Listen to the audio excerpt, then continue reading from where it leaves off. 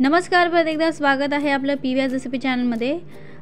ही recipe तुम्ही बघताच जर ओळखली असेल तर मला कमेंटमध्ये हिचं नाव नक्की सांगा। तर आज आपण स्पेशल रेसिपी तयार करणार आहोत, ती म्हणजेच वांगी भात रेसिपी।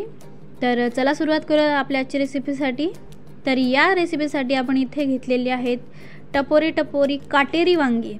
हो, विदर्भामध्ये ही वांगी जी आहेत ही खूप फेमस आहेत आणि स्पेशली तिथे वांग्याची भाजी पण फेमस आहे आणि वांगी भात देखील फेमस आहे। तर चला सुरुवात करूयात आपल्या आजच्या रेसिपीसाठी। इथे मस्त मी काटेरी वांगी घेतलेली आहेत आणि साहित्य बघूयात। इथे शेंगदाणे घेतलेले आहेत मी, तमालपत्र घेतले, काळी मिरी घेतलेली आहे, लवंग घेतलं, एक चक्रफूल, थोडेसे दालचिनीचे तुकडे, 2 इलायची, एक मोठी इलायची, 2 लाल मिरच्या घेतलेल्या आहेत सुकलेल्या, अद्रक लसूण आणि त्याचबरोबर मिरचीची पेस्ट घेतलेली आहे, कढीपत्ता घेतलेला आहे, एक मोठा कांदा मी लांब स्लाइसमध्ये कट केलेला आहे, एक मोठ्या साईजचा टमाटर घेतलेला आहे क्यूबमध्ये कट करून, एक वाटी इथे आपण घेतलेले आहेत वाटाणे, याचबरोबर 4 वांगी मोठी मस्त मी कट करून घेतलेली आहे आणि याचं देठ पूर्ण काढलेलं नाही आहे, थोडंसं देठ मी तर ठेवलेलं आहे, त्यामध्येच तर खरी चव आहे। आणि हे असे पाण्यामध्ये घालून घेतलेले आहेत कारण का वांग जे आहे हे काळं पडतं, त्यामुळे मी हे पाण्यात घालून घेतलेलं आहे। याचबरोबर जिरा मोहरी घेतलेला आहेत आपण तडक्यासाठी आणि याचबरोबर मसाल्यामध्ये इथे मी काहीच वापरलेलं नाही आहे एक्स्ट्रा, फक्त घरगुती मिरची पावडर, धने पावडर, हळद आणि मीठ, बस एवढंच वापरलेलं आहे। ते देखील किती प्रमाणात घेतलं मी पुढे नक्की सांगेल तुम्हाला। आणि याचबरोबर इथे आपण तांदूळ जे वापरलेले आहेत हे कोलम तांदूळ घेतलेले आहेत मी 3 वाट्या। तर आपण जर 3 वाट्या तांदूळ घेतलेत तर याला आपल्याला 6 वाटी पाणी लागणार आहे आणि याला पाणी देखील आपल्याला गरमच यूज करायचं आहे, थोडंसं कोमट पाणी आपल्याला यामध्ये घालायचं आहे, थंड पाणी घालायचं नाही आहे। सो चला सुरुवात करूयात आपल्या आजच्या रेसिपीसाठी। तर इथे पातेलं घेतलेलं आहे मी, यामध्ये आता आपल्याला 3 मोठ्या बळ्या तेल घालून घ्यायचं आहे। या भातामध्ये आपल्याला थोडंसं एक्स्ट्रा तेल घालायचं आहे। तर इथे मी तेल घालून घेते सर्वप्रथम आणि तेल अगदी व्यवस्थित गरम होऊ द्यायचं आहे, त्यानंतरच आपल्याला यामध्ये जिरं मोहरी घालून घ्यायची आहे। तर इथे तेल गरम झालेलं आहे, तर यामध्ये मी मोहरी घातलेली आहे। तेलामध्ये मोहरी घालताच बघा कशी तडतडलेली आहे। आता यामध्ये जिरं देखील घालून घेऊयात आपण। संध्याकाळच्या जेवणामध्ये जर कधी तुम्हाला प्रश्न पडला तर ही रेसिपी तुम्ही एकदा नक्की ट्राय करा। जर तुम्ही कधी खाल्ली नसेल आणि खाल्ली असेल तर बेस्टच आहे, आणि ज्यांनी खाल्ली नसेल तर त्यांनी प्लीज एकदा ही रेसिपी करून नक्की बघा। याचबरोबर इथे मी आता कढीपत्त्याची पानं घालून घेतलेली आहेत आणि यामध्येच आपल्याला अद्रक लसूण आणि मिरचीची जी पेस्ट आपण तयार केली होती ती घालून घ्यायची आहे आणि ही व्यवस्थित आपल्याला यामध्ये तेलामध्ये परतवून घ्यायची आहे। कधीतरी काय नेहमीच बायकांना हा आपला प्रश्न पडलेला असतो का एखाद्या वेळेस जेवणामध्ये काय बनवावं, ती घरात देखील प्रत्येकाला आपण विचारतो, पण त्यांचं एकच उत्तर असतं काही पण बनव गं। सो जेव्हा तुम्हाला प्रश्न असे येत असतील तेव्हा तुम्ही झटपट ही रेसिपी बनवा। आणि असं देखील नाही की बनवल्यावर मुलांना आवडणार नाही, कारण की यामध्ये वाटाणे शेंगदाणे घातलेले आहेत म्हटल्यावर मुलं आवडीनं खातील। आणि जर का तुम्हाला वाटलं तर यामध्ये तुम्ही बटाटा देखील घालू शकता। सो इथे आता मी थोडे शेंगदाणे जे आपण घेतले होते ते घालून घेतलेले आहेत, ते देखील व्यवस्थित आपल्याला यामध्ये परतवायचे आहेत। बटाटा हा जो आहे हा लहान मुलांना खूप आवडतो, काही मुलांना आवडतो, काही मुलांना नाही आवडत। जर तुमच्या घरात लहान मुलं जर बटाटा खात असतील तर तुम्ही आवर्जून घाला। सो इथे आता मी जे खडे मसाले घेतले होते ते देखील घालून घेतलेले आहेत आणि हे पण परतवून घेते मी। सो आता हे आपलं सर्व एकत्र व्यवस्थित तयार झालेलं आहे। आता यामध्ये मी बारीक स्लाइसमध्ये कट केलेला जो कांदा होता आपला मोठ्या साईजमध्ये तो घालून घेते। तर इथे बघा व्यवस्थित हे फिरवून झालेलं आहे, यात कांदा घालून घेतला आहे मी।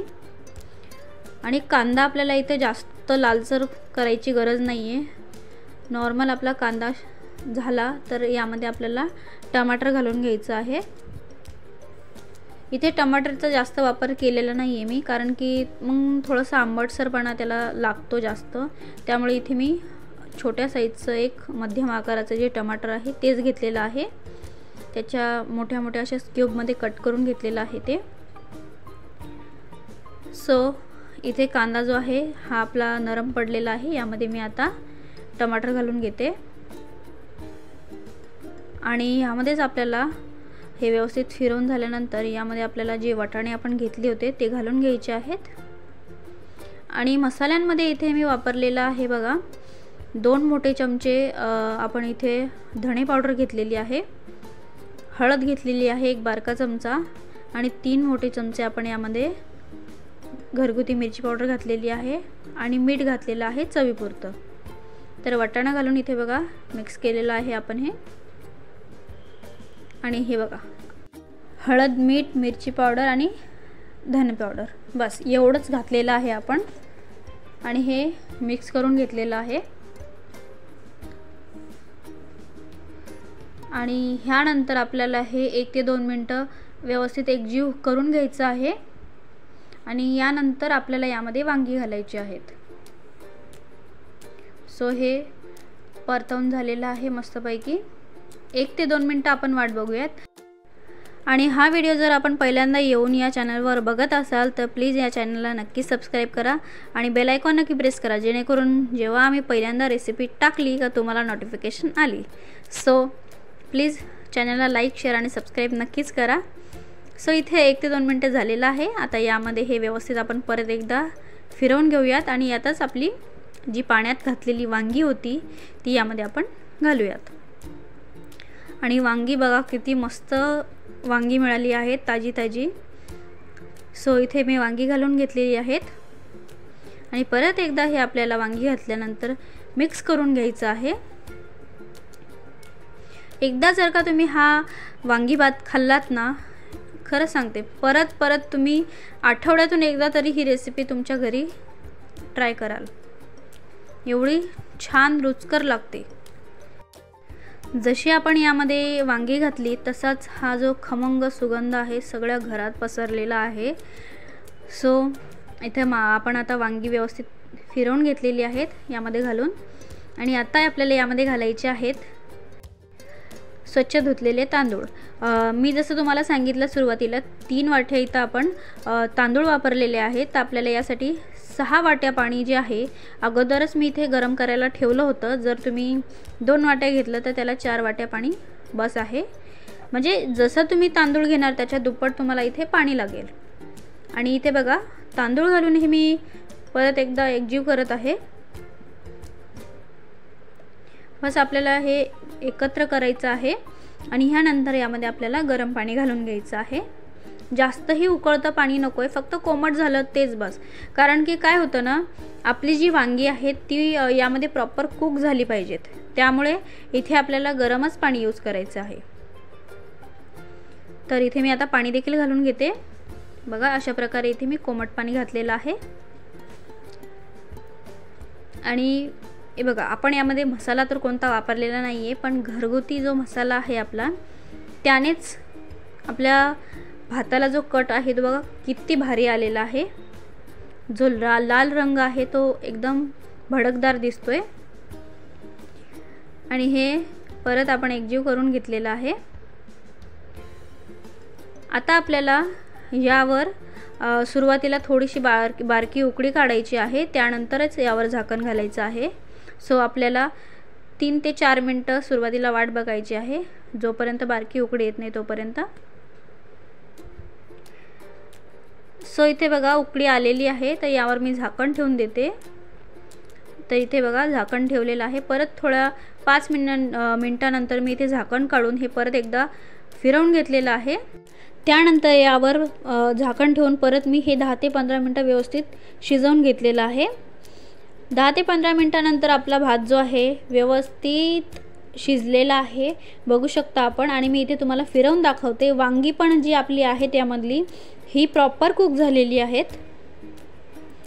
सो इथे बघा मी आता वरून बारीक चिरलेला कोथिंबीर घालून घेते आणि हे परत एकदा मिक्स करून घेते।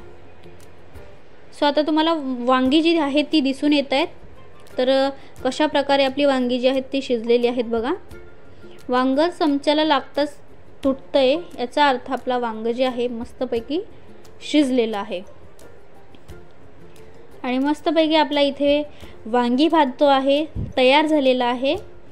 आणि याचबरोबर जर आपल्याला ही रेसिपी आवडली असेल तर प्लीज चॅनलला लाईक, शेअर आणि सबस्क्राईब नक्कीच करा। तर अशा अगदी घरगुती सोप्या पद्धतीमध्ये मी रेसिपी तयार केलेली आहे। सो जर आपल्याला रेसिपी आवडली असेल तर एकदा तुम्ही घरी नक्की बनवा। तर चला मंडळी, भेटूयात आपण अशाच काही पुढच्या रेसिपीजमध्ये। तोपर्यंत धन्यवाद।